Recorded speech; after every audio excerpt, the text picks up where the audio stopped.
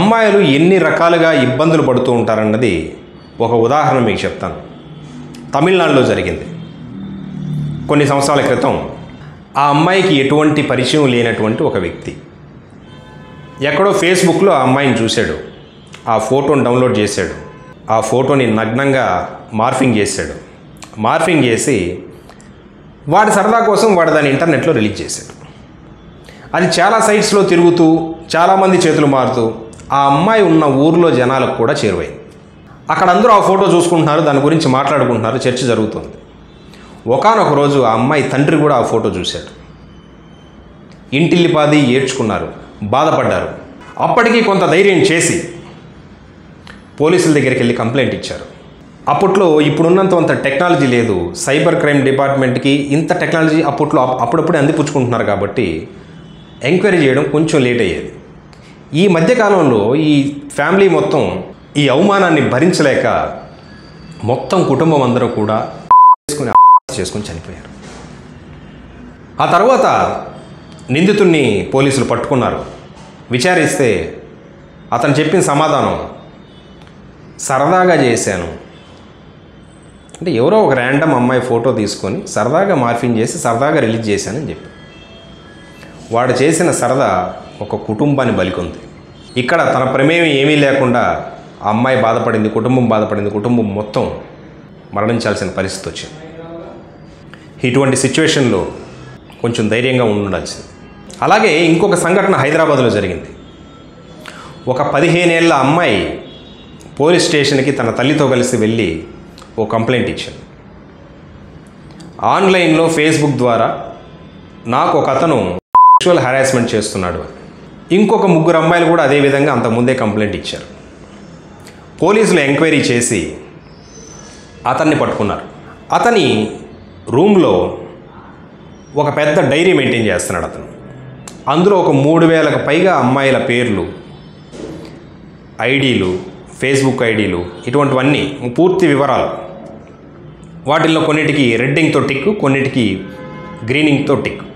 అతన్ని విచారిస్తే తెలిసిందేమంటే అతను ప్రతి అమ్మాయికి కూడా ఫ్రెండ్ రిక్వెస్ట్లు పంపించడం, వాళ్ళతో చాటింగ్లు చేయడం, ఒక అమ్మాయిగా తనను పరిచయం చేసుకోవడం, వాళ్ళతో స్నేహం చేసి ఒక 2-3 నెలల తర్వాత కొన్ని న్యూడ్ ఫోటోలు ఇతను పంపించడం, వాళ్ళని అడగడం, వాళ్ళు నమ్మి పంపించిన తర్వాత బ్లాక్మెయిల్ చేయడం, డబ్బుల కోసం లేదంటే శారీరక సుఖం కోసం.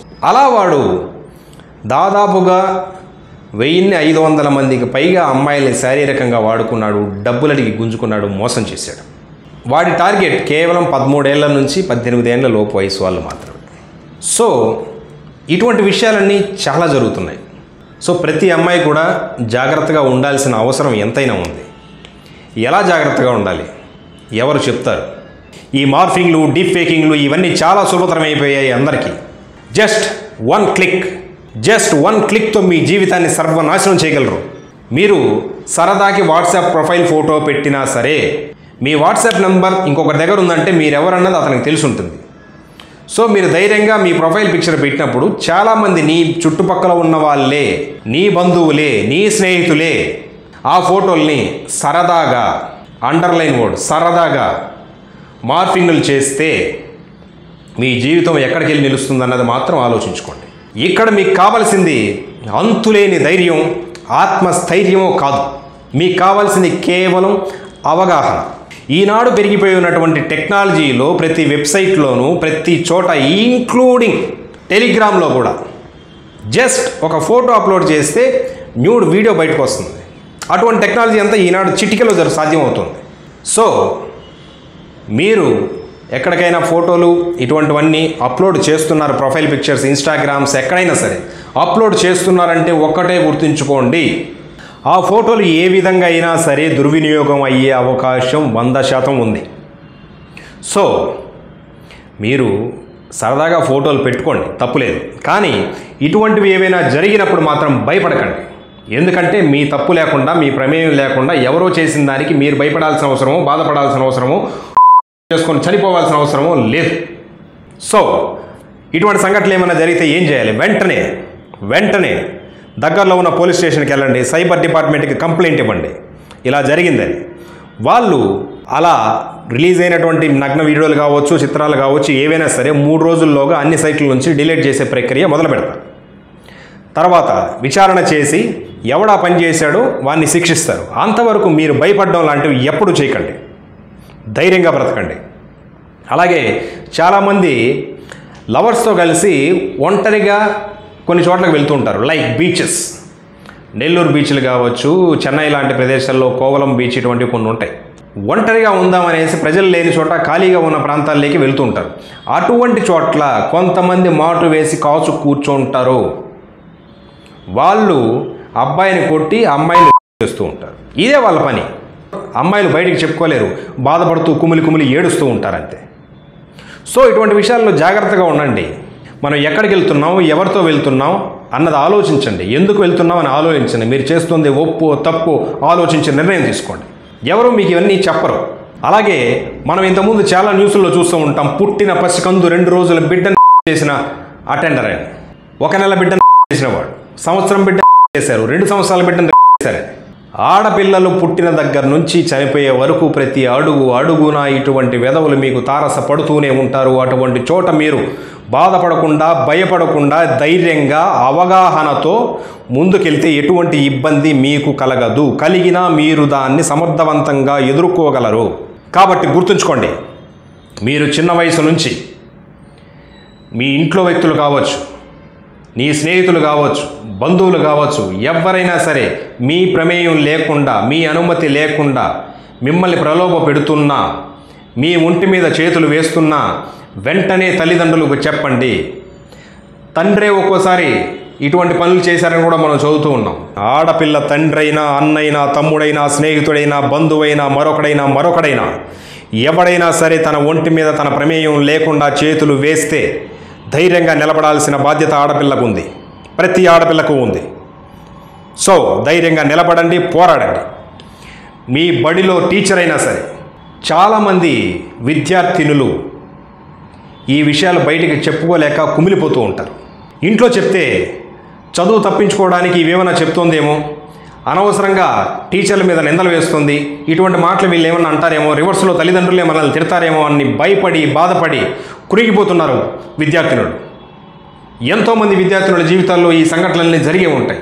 ప్రతి స్కూల్లోనూ ఇటువంటి వెధవలు ఉంటారు. టీచర్లుగా ఉన్నా సరే, గురుస్థానంలో ఉన్నా సరే, ఆడపిల్లల్ని వాడుకోవడానికి, వాళ్ళ అమాయకత్వాన్ని అడ్డుపెట్టుకొని వాళ్ళని భయపెట్టి, బెదిరించి, వాళ్ళని శారీరకంగా లొంగ తీసుకుంటూ, వాళ్ళని మోసం చేస్తూ, వాళ్ళ బ్రతుకుల్ని నాశనం చేసే టీచర్లు చాలామంది ఉన్నారు.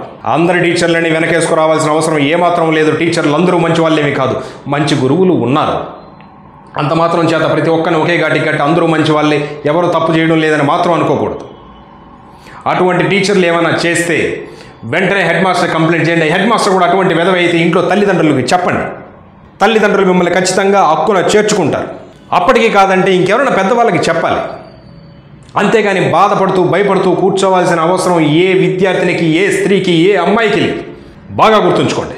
ఆ తర్వాత స్కూల్ నుంచి కాలేజీకి వెళ్తే కాలేజీలో లెక్చరర్లు అలాగే ఉంటారు, తోటి విద్యార్థులు అలాగే ఉంటారు, ఆ కాలేజీలో పనిచేసే సిబ్బంది కూడా అలాగే ఉంటారు.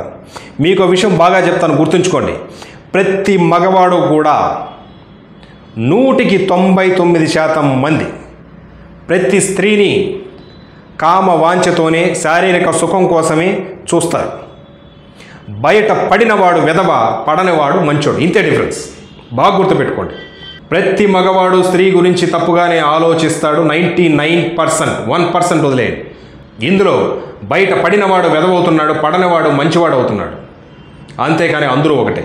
ప్రతి అమ్మాయి బాగా ఆలోచించి నిర్ణయం తీసుకొని ధైర్యంగా బ్రతకడం నేర్చుకోండి. అది మీ స్కూల్ కావచ్చు, ఇల్లు కావచ్చు, కాలేజీ కావచ్చు, పనిచేసే ప్రదేశం కావచ్చు, పెళ్ళైన తర్వాత అక్కడ ఇల్లు కావచ్చు, చుట్టుపక్కల ఉన్న వ్యక్తులు కావచ్చు, ఎవరైనా సరే మీతో అసభ్యంగా ప్రవర్తించినా, మీ అనుమతి లేకుండా మిమ్మల్ని తాకడానికి ప్రయత్నించినా ధైర్యంగా బ్రతకండి. ఎవడైనా మీ ఫోటోలు మార్ఫింగ్లు చేసి మిమ్మల్ని బెదిరించినా కూడా వాటికి భయపడాల్సిన అవసరం ఏమాత్రం లేదు. మీ ప్రమేయం లేకుండా జరిగే వాటికి మీకు సంబంధం లేదు. మీరు ధైర్యంగా బ్రతకండి. వెంటనే పోలీస్ కంప్లైంట్ ఇవ్వండి. అందులో మీకు షీ టీములు లాంటివి ఉన్నాయి, సైబర్ క్రైమ్ నెట్వర్క్స్ ఉన్నాయి. ఇవన్నీ మిమ్మల్ని కాపాడడానికి ఎప్పుడూ సిద్ధంగా ఉంటాయి. సో వీటన్నిటిని ఉపయోగించుకొని ప్రతి స్త్రీ కూడా, ప్రతి అమ్మాయి కూడా అవగాహనతో ముందుకెళ్లాలని కోరుకుంటున్నాను. సో ఇక్కడ ప్రతి అమ్మాయికి కావలసింది అంతులేని ధైర్యమో ఆత్మస్థైర్యమో కాదు, కేవలం అవగాహన. ఇది మీరు బాగా గుర్తుపెట్టుకొని ధైర్యంగా జీవితంలో ముందడుగు వేయండి. ఎవరికి భయపడాల్సిన అవసరం లేదు, ముఖ్యంగా ఎవరిని నమ్మాల్సిన అవసరం అంతకన్నా లేదు. మిమ్మల్ని మీరు నమ్ముకోండి, మీ స్వశక్తిని నమ్ముకోండి, మీ తెలివిని నమ్ముకోండి, మీరు ఎదగండి, మీరు బాగుపడండి, మీరే బాగుపడండి.